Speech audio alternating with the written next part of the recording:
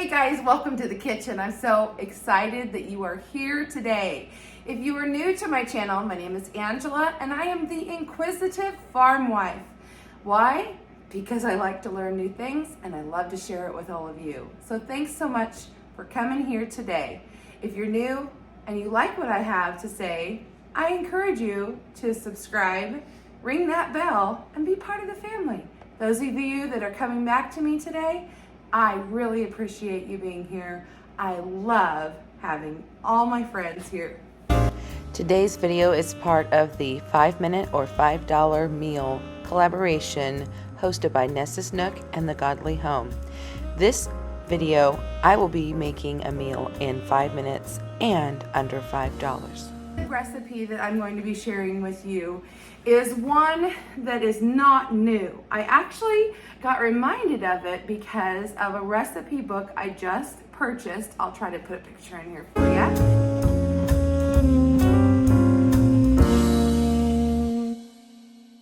It's dried beef, but I don't have dried beef. It's expensive, it's hard to find in my area. I didn't grow up with this, but it's actually a Depression era recipe. When I first made it, it was when I was first married more than 25 years ago. And my husband and I liked it, and I have adapted it, and I call it the poor man's chipped beef. And I do that because it is expensive nowadays to buy dried beef, but back in the Depression era, that's the way people stored their beef. They always dried, or not their beef, but I mean, pork and everything. You dried your meat so that it would last longer, but now that is more of a luxury item, I guess, unless you do it yourself. So I use these packets here. And the recipe would call for just using 2 packets, and I'll put the recipe down below for you. But today I'm gonna be making a nice big batch, and if we have leftovers, that's great, but I'm sure my family probably will gobble this all up. So what I do is I want to chop up a bunch of this beef into smaller pieces. I just kind of cube it.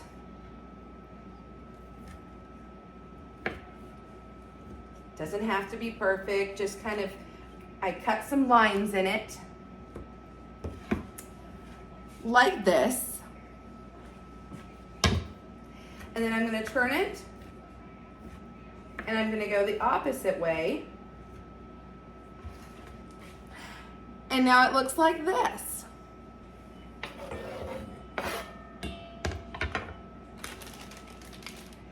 And I'm going to make about a triple batch here, so I'll just keep chopping away.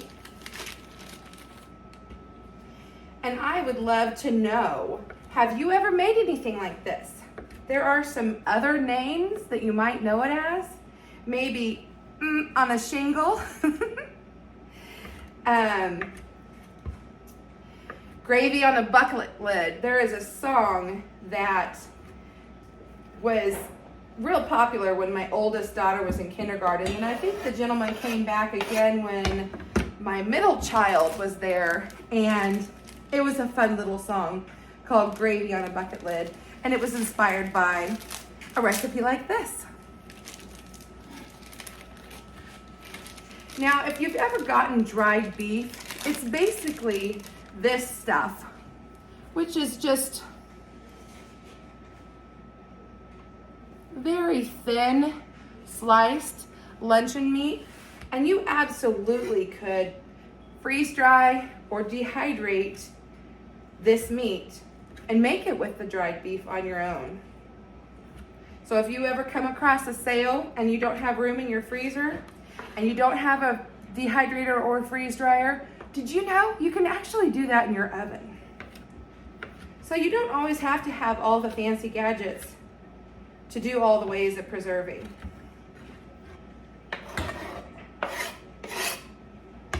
Okay, we've got ourselves a nice bowl full here. We're gonna go over to the oven and we're gonna start frying this up. Use cast iron for just about everything. We're gonna turn this on a medium heat. With your cast iron, you want to go ahead and heat up your pan before you put anything in it. Even if you have oil or butter, wait till the pan is hot. So while that's hot, I'm gonna go grab the toaster. Now that the cast iron has had a chance to warm up, I'm gonna throw in just a little bit of butter. Probably about a tablespoon for the amount that I'm putting in. Just to have a little extra fat on this meat. And you'll see why in just a minute. That butter has melted. We're gonna add in this meat and we're gonna fry it up.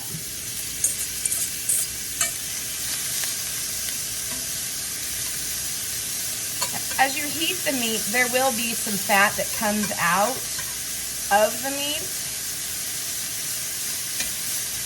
But I like to have a little butter in there just to give it a good jump start. And we like it a little bit on the toasty side.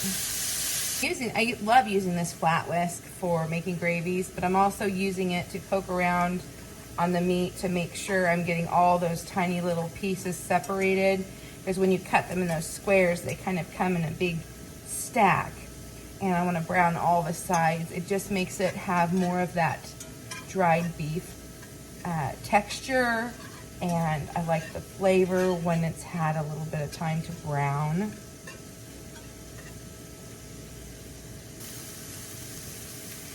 So now that the meat has changed color, the sides have started to curl up, I know that it is cooked to the way that we want it. All the natural fats are coming out in the meat, and we need that because the next thing we're going to do is add some flour to this, because we're going to make a gravy.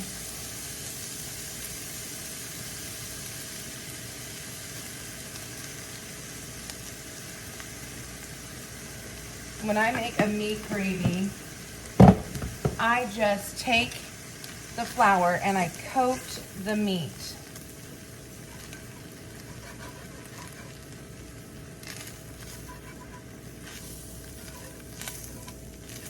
And then as I'm coating the meat, I'm also cooking the flour, because raw flour is not very good. It just does not taste very good. So you want to always kind of cook up that flour a bit. But see how I've coated that meat, and you can see a light dusting of the flour. I didn't overdo it. I'm just going to kind of scrape on the pan. Make sure I've got all this flour kind of cooked up a little bit.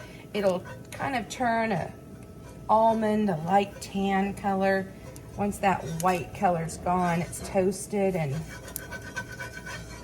you'll be ready to add your milk. Some of my farm fresh milk until the meat is covered. We like it really meaty. Actually, I want to finish this jar off, so we're going to go ahead and make quite a bit of gravy here. I want to make sure I'm constantly stirring from the bottom of the pan so that it does not stick. I want to get all that flour and all that seasoning from the meat up, because that's all flavor, those bits of where the meat kind of browned, that's all good stuff you want. Start putting in, we have gotten into where we really like this garlic salt, so I'm going to put some of this in here, but just regular salt's fine. And if you want to add garlic, you can, or you can leave it out. Now remember, gravy needs lots of salt. Grab the pepper. I'm going to put some of that on there.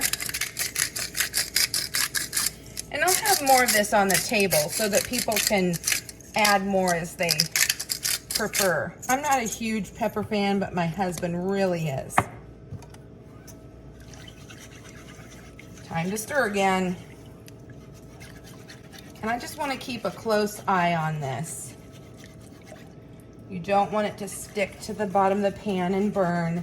Scorched milk flavor is another one you want to stay away from. It can ruin your dish.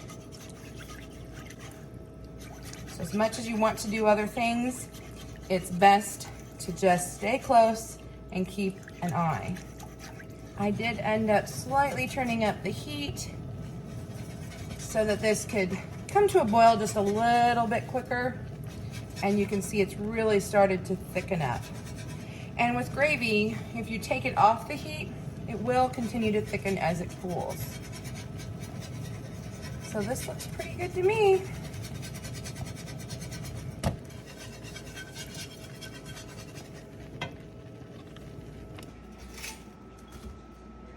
Now, typically, you would be making your own bread back in this era, and you would have some that might be a couple days old, and a good way to use it is to toast it.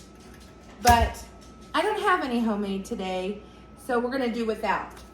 They also suggested buttering the bread, but because this is fresh, I don't feel like it needs that little extra oomph, and we did put some butter in with the gravy, so I think it's gonna be rich enough without it. But it's up to you on whether or not you use buttered toast. Typically this time of year, we would be serving this with asparagus, but we had a cold snap recently, and so my asparagus quit growing. So I thought a nice lettuce salad would be delicious with this tonight.